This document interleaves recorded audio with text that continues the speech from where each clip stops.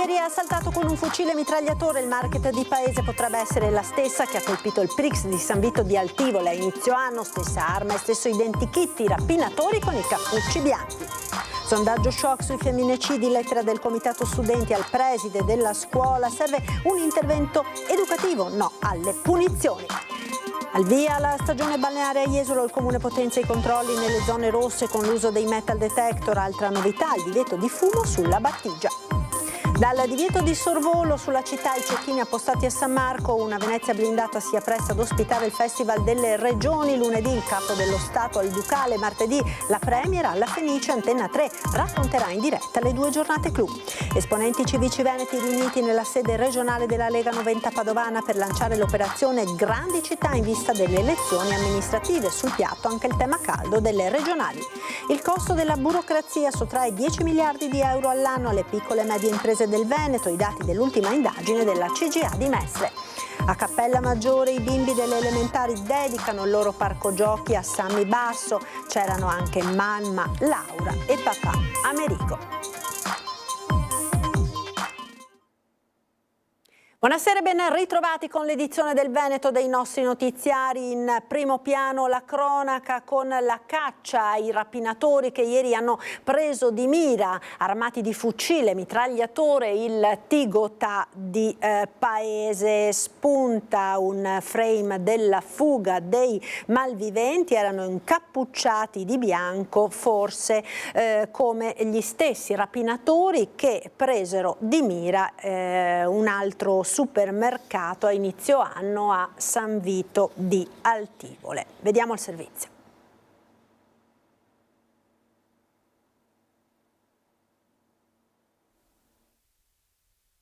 Vestiti di bianco con quella che sembra una sorta di tunica e a coprire il volto più con passamontagna un cappuccio che ricorda quello dei penitenti con 2 fessure per gli occhi. Chi ha visto i rapinatori all'opera fa riferimento agli indumenti utilizzati dal Ku Klux Klan. Anche per questo non sarà facile individuare i banditi che hanno fatto irruzione al Tigotà di Paese in pieno giorno, facendosi consegnare parte dell'incasso, circa 500 euro, puntando addosso alla commessa che si trovava alla cassa un'arma lunga, forse un fucile mitragliatore, difficile dire se giocattolo o meno. Nel negozio anche dei clienti e altre 2 commesse che stavano operando nei reparti sul retro. Questo il frame catturato da un telefonino mentre i delinquenti si davano la fuga a bordo della Ford Focus trovata poco dopo il colpo nelle vicinanze dell'hotel BHR. È qui che i carabinieri stanno acquisendo tutte le informazioni necessarie, comprese le immagini della videosorveglianza. Saranno utili anche gli occhi elettronici privati per capire la traiettoria di fuga ed eventuali passi falsi.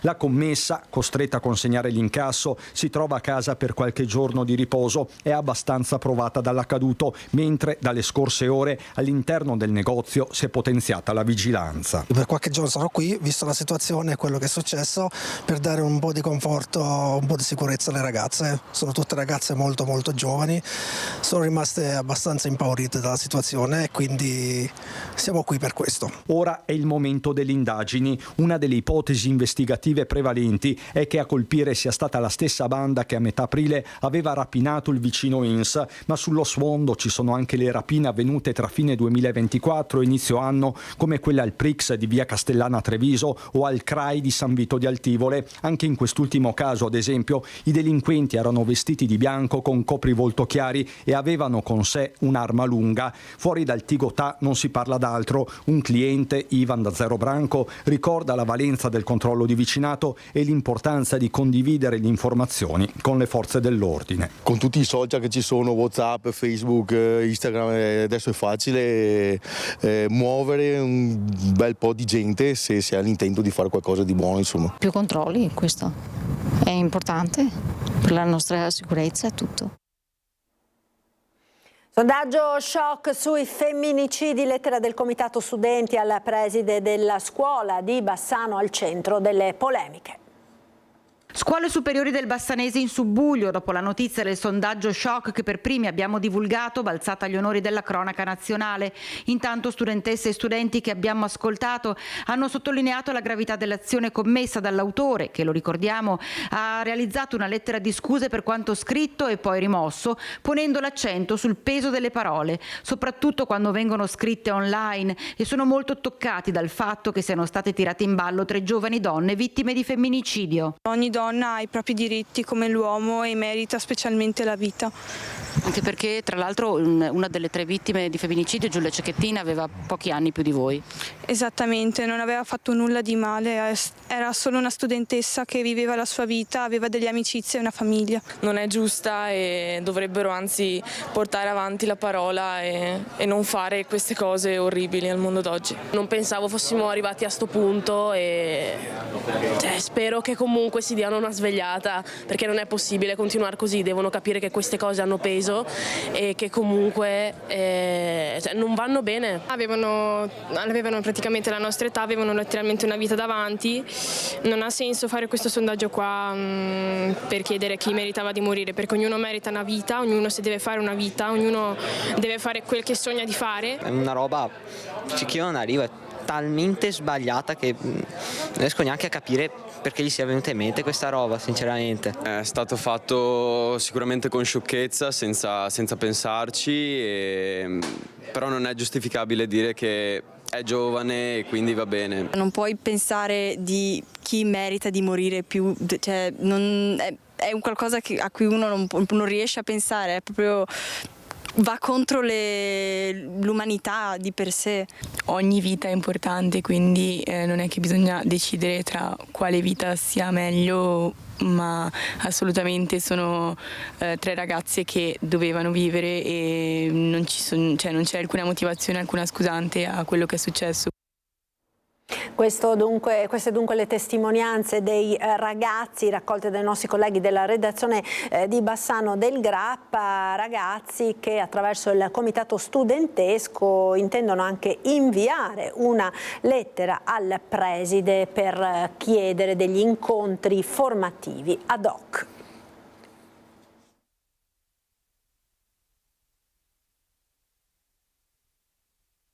Egregio signor Preside, siamo profondamente turbati perché, al di là dello sconcerto e dell'indignazione che tale gesto ha suscitato in tutta la comunità studentesca e non solo, non è seguito alcun intervento né alcuna comunicazione ufficiale da parte dell'istituto. Questa carenza di risposte ha generato in noi una sorta di silenzio rumoroso.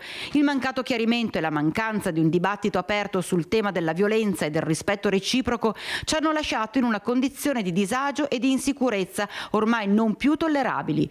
E quanto si legge in un comunicato divulgato all'interno di un istituto superiore bassanese in nome e per conto della comunità studentesca, dopo il sondaggio shock in cui si chiedeva chi tra 3 giovani vittime di femminicidio meritasse di morire. Il gruppo chiede ai ragazzi e alle ragazze un supporto con una firma affinché l'istituzione scolastica non si limiti a registrare l'accaduto, ma, scrivono, ne faccia occasione di riflessione e di crescita. Sosteniamo, proseguono, che un intervento educativo più che puramente punitivo sia fondamentale per rafforzare quel clima di fiducia e di inclusione che ogni comunità scolastica dovrebbe garantire, e comunicano la ferma volontà di collaborare con il dirigente e i docenti per costruire insieme un ambiente più sicuro, rispettoso e consapevole. Un messaggio chiaro, quello inviato da questo gruppo di ragazze e ragazzi al loro dirigente, che dovrebbe essere già stato fatto proprio, appena appresa la vicenda, da tutti i dirigenti scolastici delle superiori, a prescindere dal coinvolgimento diretto di un singolo istituto, cogliendo così da un errore l'occasione vera di crescita e aiuto. A Jesolo ora, dove oggi è stata inaugurata la nuova stagione balneare per garantire sicurezza e vivibilità, l'amministrazione comunale ha deciso di potenziare i controlli e di introdurre anche alcune novità molto significative. Sentiamo.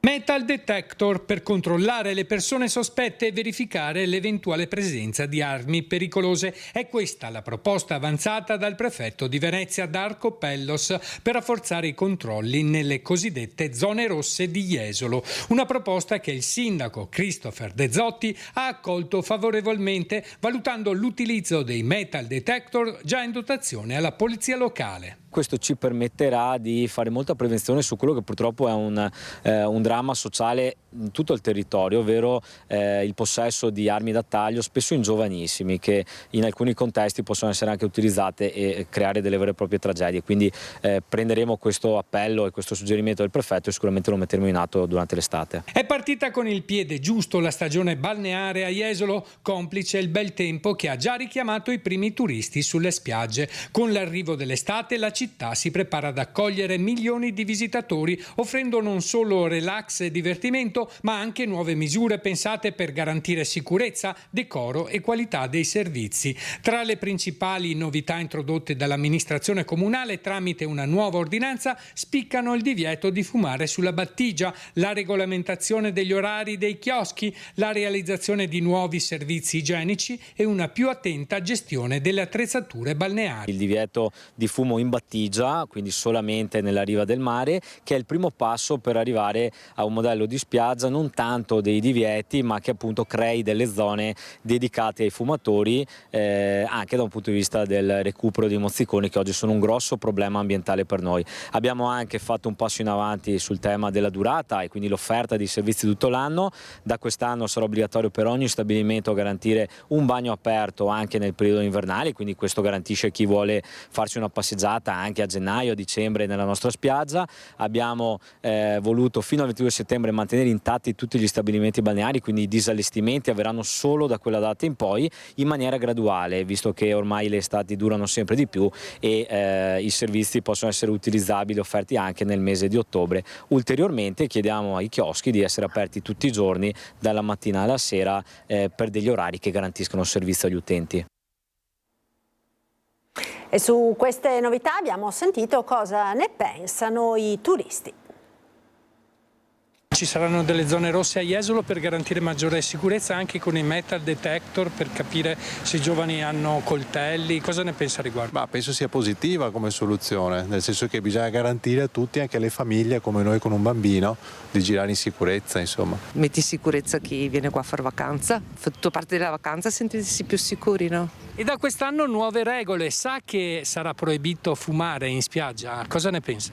Io onestamente a me fa piacere saperlo, perché comunque dà fastidio, anche avendo bambini, se non si può fumare in spiaggia io sono contenta. Può dare comunque fastidio e ritengo che possa andare bene. Io sono favorevole, però sono una non fumatrice, però se penso ai miei bambini preferisco insomma che ci siano dei luoghi magari come conosco altre località dove ci sono proprio le aree smoking. Molte persone non amano il fumo, quindi di conseguenza chi fuma in spiaggia poi lascia anche le cicche a terra, quindi di conseguenza è meglio così. È una cosa che non mi tocca, perché appunto io le rimetto nel pacchetto e dopo le butto nel primo cestino, quindi anche in macchina non le butto dal finestrino, quindi questa qua è una cosa che sta a cuore anche a me. Se non si comincia da qualche provvedimento ci si abitua, come quando si fumava nei locali chiusi, che si inquinava anche il mangiare degli altri, e ci si è pure abituati. Si farà anche in spiaggia. Il problema sarà chi controlla anche a riva, per esempio le persone che si fumano a riva, e quindi bisognerà vedere anche i controlli come verranno eseguiti. Venezia blindata da domani a martedì per il Festival delle Regioni, che vedrà il Capo dello Stato, la Premier Meloni e molti ministri del governo in città. Un evento importante che Antenna 3 seguirà in diretta lunedì mattina e martedì mattina. Dal divieto di volo sulla città in determinati orari ai cecchini appostati sulle procuratie di Piazza San Marco è una Venezia blindata, quella che si appresta ad ospitare la 3 giorni del Festival delle Regioni. 3 giorni in cui è previsto il passaggio in città del gotha della politica nazionale. Il Presidente della Repubblica Sergio Mattarella sarà a Palazzo Ducale lunedì. Molto probabile anche una visita alla Basilica di San Marco e forse anche al Mose. La Presidente del Consiglio Giorgia Meloni interverrà invece il giorno seguente al Teatro La Fenice. Lunga anche la lista di membri del governo che arriveranno a Venezia. Il ministro degli interni Matteo Piantedosi, il ministro dell'ambiente e della sicurezza energetica Gilberto Pichetto Fratin e il ministro per la pubblica amministrazione Paolo Zangrillo. Poi naturalmente un esercito di amministratori regionali capitanati da presidente e vicepresidente della Conferenza delle Regioni e delle Province Autonome, rispettivamente Massimiliano Fedriga del Friuli Venezia Giulia e Michele Emiliano della Puglia. La squadra veneta sarà naturalmente guidata dal presidente Luca Zaia. Oltre che a Palazzo Ducale e al Teatro La Fenice, altri eventi sono previsti alla Scuola Grande di San Rocco e a quella di San Giovanni Evangelista. Imponente come detto il servizio di sicurezza, il culmine tra le 7:30 e le 16:30 di lunedì col divieto di sorvolo su Venezia, e il giorno di Mattarella e su Piazza San Marco torneranno a vigilare dall'alto i tiratori scelti. Ma l'attenzione è alta anche per la presenza della Presidente del Consiglio e di diversi ministri, e non sarà difficile martedì trovarsi di fronte a deviazioni o limitazioni del traffico nella zona della Fenice. E appunto, come dicevamo, Antena 3 seguirà le 2 giornate clou, quella di lunedì e di martedì in diretta, lunedì a partire dalle 11, martedì invece a partire dalle 10. Ad ancora politica, ora con esponenti civici veneti riuniti nella sede regionale della Lega per lanciare l'operazione Grandi Città in vista delle elezioni amministrative, sullo sfondo naturalmente anche quelle regionali. La priorità dei territori con la definizione di un programma comune sulla sicurezza urbana e sulle zone rosse. La Lega Veneta incontra i gruppi civici delle grandi città della regione per definire strategie condivise a livello locale in vista delle elezioni amministrative. Vogliamo essere i promotori di una rete di civiche capace di vincere le prossime elezioni amministrative nelle grandi città. La Lega è la casa delle liste civiche, è la casa delle liste territoriali, e questo dobbiamo continuare ad essere. Alla riunione nella sede regionale di Noventa Padovana hanno preso parte oltre 30 amministratori appartenenti a gruppi civici delle città, sopra i 50.000 abitanti. Fra i presenti Valeria Cittadin, sindaco di Rovigo, ma anche consiglieri comunali di Padova e di Vicenza. Tra i primi pensieri della Lega però resta l'individuazione del candidato alle prossime regionali al posto di Luca Zaia. La risposta arriverà dal tavolo nazionale, ma sul territorio la ricerca è aperta. Noi stiamo facendo il nostro lavoro per individuare i migliori candidati possibili per offrire ai veneti una squadra capace, moderna e soprattutto idonea ad affrontare quelle che sono le sfide che i prossimi anni richiedono per questo territorio. Siamo assolutamente consapevoli che questo territorio ha tanto da dare e che le energie che stiamo forgiando nelle amministrazioni comunali siano le energie capaci di vincere le sfide che abbiamo davanti. Stefani resta tra i papabili, fresco di riconferma, vice segretario di Salvini. Il suo nome piace al partito e ha ricevuto i complimenti del ministro Giorgetti, a differenza invece di quello di Roberto Vannacci, il generale del mondo al contrario, anche lui nella squadra dei 4 vice segretari. La sua nomina all'interno della Lega ha creato delle frizioni tra i militanti, polemiche però smorzate da Stefani. Io credo che i veneti abbiano una grande responsabilità, ma soprattutto abbiano anche una grande capacità, quella di polemizzare poco e di lavorare tanto. Io sono a disposizione del movimento, farò quello che ho continuato a fare nel corso dei mesi scorsi. La Lega ha bisogno di una capacità di essere capillare sui territori. Questo è quello che noi vogliamo fare, questo è quello su cui io lavorerò come vice segretario federale. Il costo della burocrazia sottrae 10 miliardi di euro all'anno alle piccole e medie imprese del Veneto. I dati dell'ultima indagine della CGA di Mestre.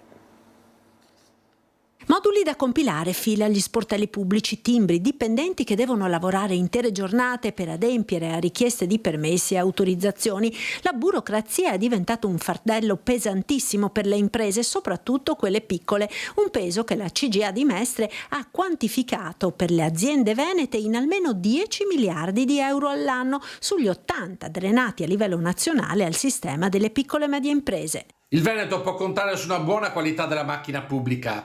Certo, quando ci misuriamo con le regioni più avanzate d'Europa scontiamo dei ritardi importanti, soprattutto se consideriamo il livello molto basso di digitalizzazione dei nostri servizi pubblici. A pagare il conto, pur con i dovuti distinguo su realtà anche di eccellenza della nostra pubblica amministrazione, sono le imprese che sottraggono tempo prezioso e risorse economiche alla loro attività produttiva, soprattutto le più piccole o gli artigiani, i lavoratori autonomi che non dispongono di uffici amministrativi strutturati in grado di espletare gli adempimenti burocratici richiesti e devono quindi rivolgersi a consulenti esterni con dei costi che gravano pesantemente sui fatturati. Quindi per rendere la macchina pubblica più efficiente e meno costosa nei confronti dei piccoli imprenditori bisogna in qualche modo aumentare notevolmente il livello di digitalizzazione della stessa, cosa che purtroppo fino adesso non è stata fatta. Bisogna sicuramente semplificare il quadro normativo, quindi raggruppare le leggi per i singoli settori in testi unici e soprattutto accelerare sul fronte del turnover, quindi assumere soprattutto giovani laureati in materie tecniche e scientifiche. La ministra dell'Università Anna Maria Bernini ha fatto visita oggi ai laboratori dell'Università di Padova. Il futuro della medicina si osserva al microscopio ed è la stessa ministra a sperimentarlo di persona visitando nel complesso Vallisneri dell'Università di Padova i laboratori di uno degli hub scientifici più avanzati del Centro Nazionale per lo Sviluppo di Terapia Genica e Farmaci RNA, una rete di ricerca finanziata con fondi PNRR che solo a Padova vede operare 200 tra ricercatori e dottorandi. Bernini però con il suo disegno di legge che reintroduce pur con un altro nome gli assegni di ricerca è stato oggetto di proteste lunedì scorso di oltre 500 ricercatori e dottorandi che hanno manifestato in città contro il precariato. Ecco la risposta della ministra. Io sto ricevendo appelli da tutte le parti, dall'Accademia dei Lincei, da Giorgio Parisi, da Elena Cattaneo che ha firmato questo emendamento. In realtà lei mi sta parlando non già del mio disegno di legge ma di un emendamento Chiuto-Cattaneo che prevede oltre al contratto di ricerca altre 2 tipologie contrattuali.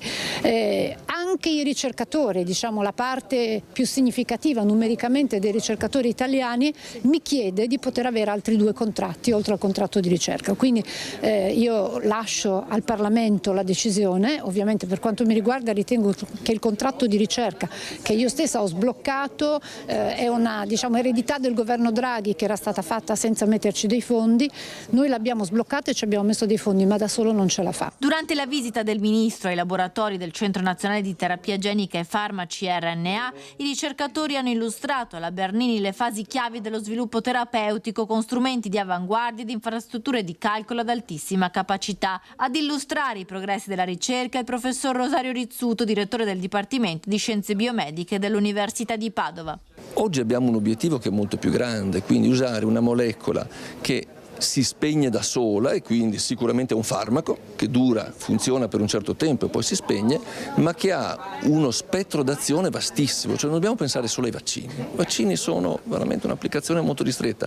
Oggi l'RNA ci permette di correggere le disfunzioni che ci sono nelle nostre cellule, quindi sapere che sia una malattia del sistema nervoso, una malattia del cuore, una malattia del fegato, io sono in grado di capire qual è il grimaldello su cui agire e costruire una molecola che va esattamente su questo.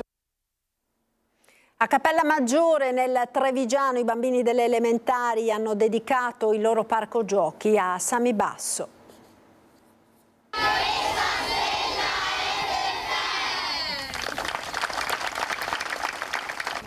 Una grandissima emozione, anche perché so che è partita da loro. Quando gli hanno chiesto a chi dedicare questo vostro spazio e loro hanno detto in coro Sammy. E per me è molto importante.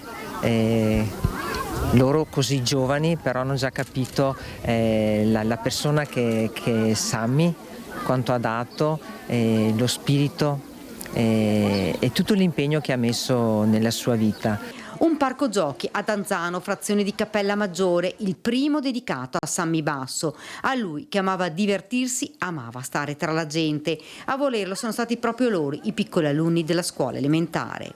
Non cambierei una virgola della mia vita e so anche perché ho avuto la forza di prenderla per quella che è e renderla unica. Se i potenti della Terra capissero cosa significa lottare per la vita, credo non avrebbero il coraggio di fare la guerra. Sono i bambini a leggere le frasi che Sammy Basso amava ripetere, quei messaggi che voleva arrivassero al cuore, e così è stato, perché sono e rimarranno impressi in maniera indelebile. È un po' come risentire Sammy che le dice, perché erano le sue frasi e lui ci credeva moltissimo, quindi un'emozione fortissima e veramente commovente. Sono stati bravi soprattutto per scegliere le frasi anche giuste. Poi i bambini hanno piantato un albero, perché questo parco sarà uno spazio non solo per il divertimento, ma anche di riflessione. La cosa più bella è che questa intitolazione del parco giochi a Sammy è proprio stata decisa dai bambini, che hanno colto il valore di Sammy, che l'hanno fatto proprio e hanno deciso di renderlo permanente, con un segno che poi sarà sotto gli occhi di ognuno di noi ogni volta che verremo qui in questo parco.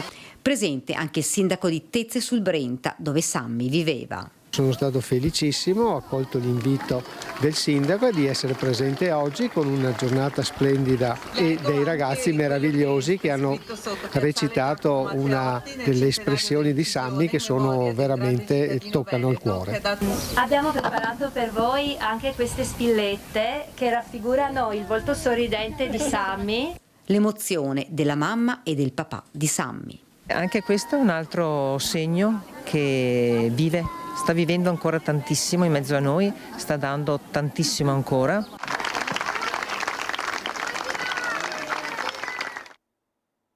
Ed è tutto per questa edizione, grazie per essere stati con noi, arrivederci.